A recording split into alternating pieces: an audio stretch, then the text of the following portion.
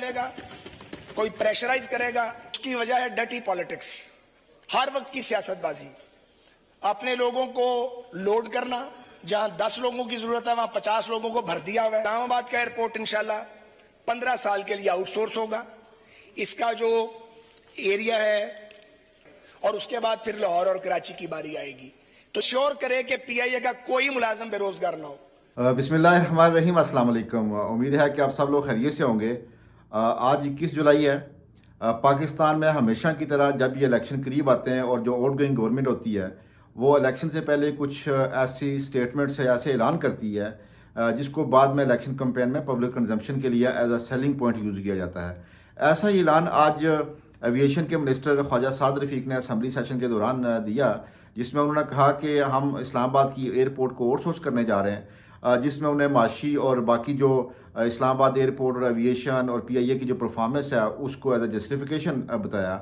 आज की व्लॉग में मैं एनालाइज करूंगा कि इसका ये बयान ऐसे टाइम पे क्यों दिया गया है, इसकी रिक्वायरमेंट क्या थी, क्या जो हमारी एयरपोर्ट्स हैं उनको आउटसोर्स किया जाना चाहिए, पीआईए की प्राइवेटाइजेशन ज़रूरी है या नहीं, और ये जो ऐलान किया है इसकी वजूहात के साथ साथ इसका इलेक्शन के बाद इसके साथ क्या होगा।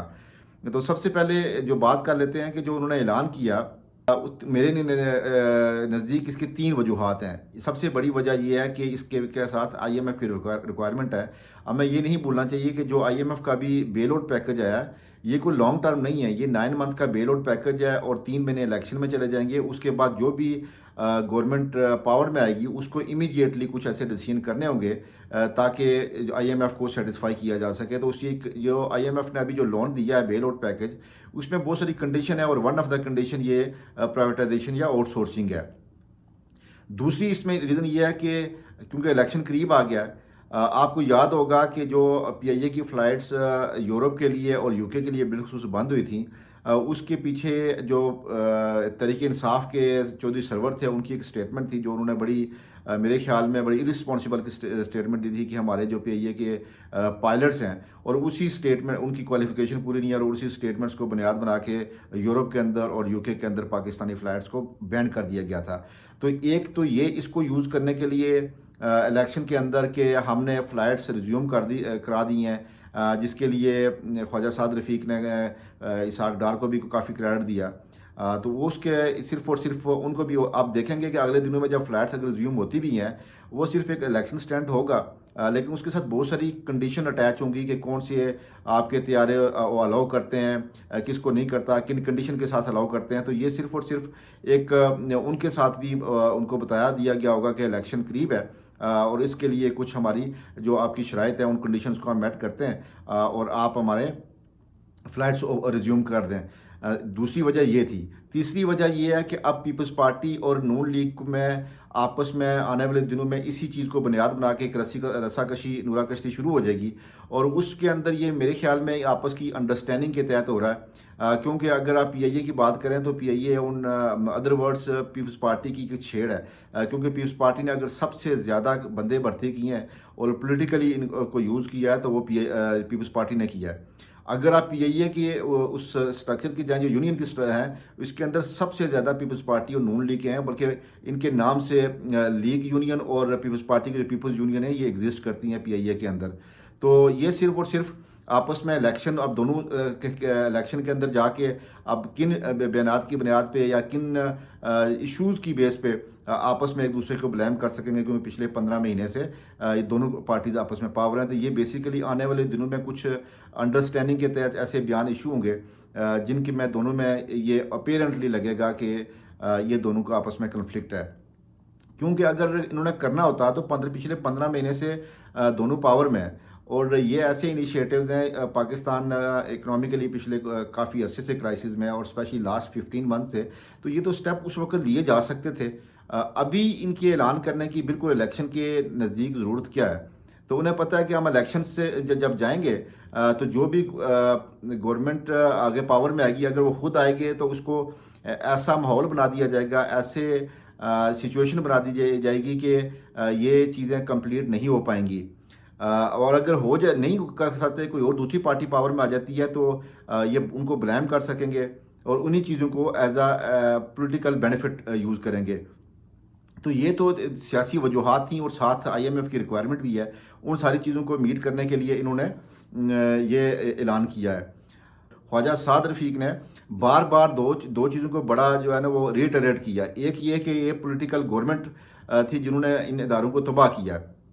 तो उनमें आप देख लें, वो सबसे ज़्यादा अगर पीपल्स पार्टी थी तो वो उनको भी आपस में टांट कर रहे थे। अगर आप उसके जब उन्होंने ऐलान किया कि 15 साल के लिए इस्लामाबाद को हम एयरपोर्ट को आउटसोर्स कर रहे हैं, तो डॉक्टर नफीसा शाह बड़ी सीनियर पार्लियामेंटेरियन है, उनके रिएक्शन देखें कि जैसे उनको बिल्कुल कुछ पता नहीं है, बल्कि उनकी तो आंखें खुल गई, बड़ी हैरान हुई। और उसके बाद शीर रहमान के साथ वो इस तरह बातें कर रही हैं जैसे जो चीज़ें उनके नॉलेज में नहीं है। और अगले दिनों में आप देखेंगे तो जितने पीपल्स पार्टी के तर्जमान हैं इसको एज अ बयानिया लेके यूज़ करेंगे।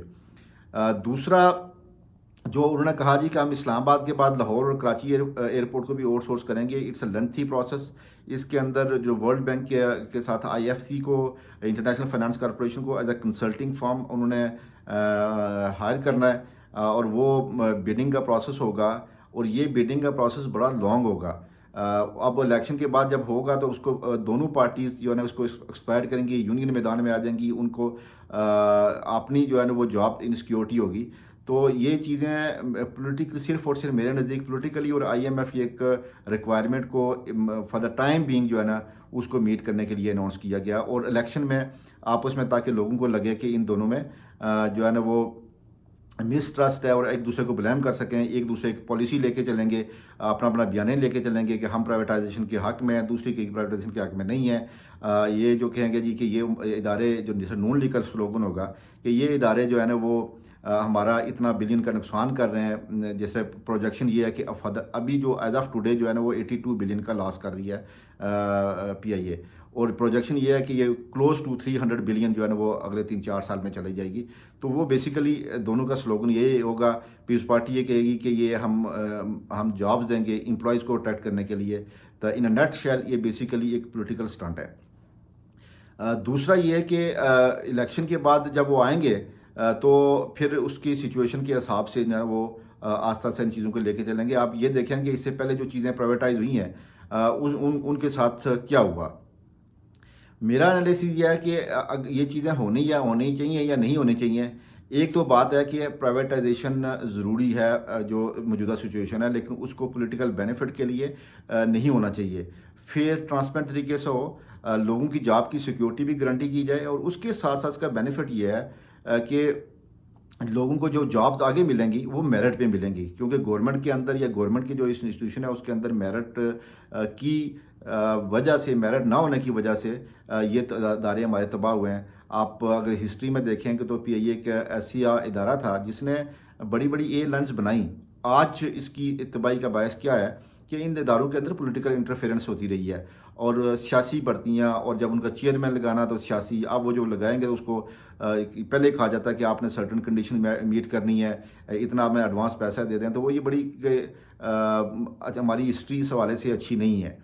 अब उसका बेनिफिट मेरे ख्याल में ये है कि ये क्या आउटसोर्स करने से इस जो हमारा फॉरेन डायरेक्ट इन्वेस्टमेंट, इसका जो पैरिटी है, जो गैप है हमारा फॉरेन डायरेक्ट इन्वेस्टमेंट, क्या वो गैप ख़त्म हो जाएगा? तो मेरे ख्याल में ये आंसर इसका जो है ना वन वर्ड में नो है। उसकी वजह ये है कि इस तरह जो फॉरेन डायरेक्ट इन्वेस्टमेंट नहीं आएगी, उसके लिए एक पॉलिटिकल स्टेबिलिटी मुल्क में होनी चाहिए। जो फॉरेन इन्वेस्टर हैं उनका कॉन्फिडेंस होना चाहिए। ये तो वक्ती सॉल्यूशंस हैं।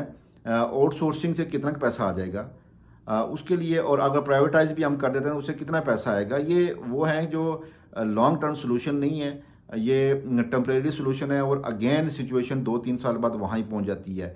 इसलिए ज़रूरी है कि फॉरेन डायरेक्ट इन्वेस्टमेंट और डॉलर्स के लाने के लिए एक इन्वेस्टमेंट फ्रेंडली इन्वायरमेंट बनाया जाए, ताकि जो फॉरेन में लोग बैठे हुए हैं वो पाकिस्तान में जाके इन्वेस्टमेंट करें, जिसका इम्पैक्ट लॉन्ग लास्टिंग होगा, जिससे एम्प्लॉयमेंट क्रिएट होगी, जिसमें फॉरेन रेमिटेंस आएगी, और आपके मुल्क में उसके लिए कंडीशन ये है कि स्टेबिलिटी हो। ये जितना किया जा रहा है, चाहे वो इस्लामाबाद की एयरपोर्ट को आउटसोर्स कर दें, कराची के एयरपोर्ट को आउटसोर्स कर दें, या लाहौर वाले को कर दें, ये लॉन्ग टर्म सोल्यूशन नहीं है। इसमें एक अनरेस्ट सी होगी, और ये अनरेस्ट गवर्नमेंट समटाइम चाहती है कि क्रिएट हो। तो आखिर में मैं इतना ही कहूँगा कि अगर आप गवर्नमेंट सीरियस होती तो ये इनिशिएटिव बहुत पहले लिया जा चुका होता। 15 महीने काफ़ी इनके पास इनफ टाइम था। ये अगर लेते तो अब तो ये कंक्लूजन के नज़दीक पहुंच चुके होते। तो उन्हें ये पता है कि अगर इस तरह के ऐलान करके पब्लिक में जाएंगे तो हो सकता है उसका रिएक्शन हो। तो अभी इलेक्शन से पहले कुछ ऐसे ऐलान करके ताकि IMF को भी सेटिस्फाई किया जा सके और साथ साथ पब्लिक में आपस में एक जो स्टंट के तौर पे इसको यूज़ करेंगे कि हम ना जो है ना वो PIA की जो फ्लाइट्स थी रिज्यूम करा दी गई। ये था बेसिकली मेरा ब्रीफ सा एनालिसिस कि जो अभी आउटसोर्सिंग का प्राइवेटाइजेशन का जो गवर्नमेंट ने एक अनाउंस किया है, इसके पॉलिटिकल और अदरवाइज जो बेनिफिट्स गवर्नमेंट से क्या अटेंड करना चाह रही है। आने वाले दिनों में आप देखेंगे कि जो ही इलेक्शन करीब आ रहा है, 15-20 दिन मेहरबान के या 20-25 दिन रह गए हैं, उन 20-25 दिनों के अंदर इसी तरह के बहुत सारे और अनाउंसमेंट आएंगी जिससे अपेरेंटली लगेगा कि पीपल्स पार्टी और नून लीग के अंदर रिफ्ट आ गई है और वो उसको इलेक्शन के अंदर यूज़ करेंगे ताकि हम दोनों का बयानिया डिफरेंट है। इस पर बात की जा सकती है कि प्राइवेटाइजेशन के जो बेनिफिट्स हैं और उसके डिसएडवांटेज हैं, इस पर तो अलग बात की जा सकती है, फिर कहीं करूँगा। लेकिन अभी जो मैंने आज को ब्रीफली आपको बताया कि बेसिकली जो एविएशन के मिनिस्टर की तरफ से अनाउंस किया गया है, इसके सिर्फ और सिर्फ एक पॉलिटिकल एंगल है, अदरवाइज़ कुछ नहीं है। क्योंकि देखेंगे कि जब ये चीज़ें मैच्योरिटी की तरफ जाएंगी तो हालात खुद ही गवर्नमेंट ख़राब करेगी अगर ये दोबारा पावर में आ जाते हैं। तो अब टिल नेक्स्ट टाइम, आज तक के लिए इतना ही। अपना बहुत ख्याल रखिएगा, मुझे दुआओं में याद रखें। अल्लाह हाफिज़।